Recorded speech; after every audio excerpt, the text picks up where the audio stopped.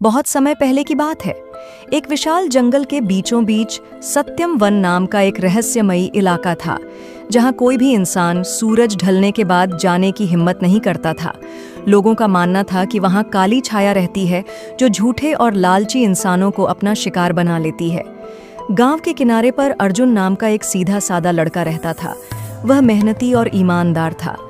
एक दिन उसके पिता बहुत बीमार हो गए और घर में दवा तक खरीदने के पैसे नहीं थे।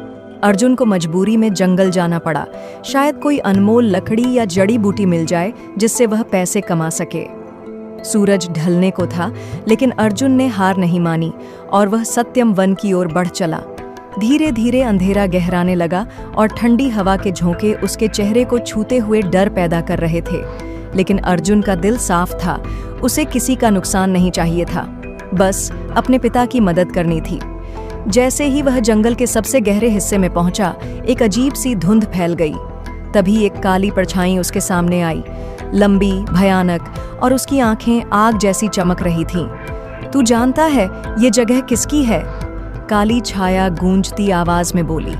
अर्जुन कांपते हुए बोला, मुझे पता है, लेकिन मैं सिर्फ अपने बीमार पिता के लिए आया हूँ।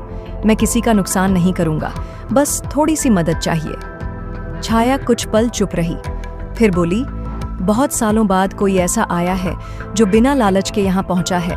अचानक से जंगल की हवा बदल गई और काली छाया एक आकाशी देवी के रूप में बदल गई।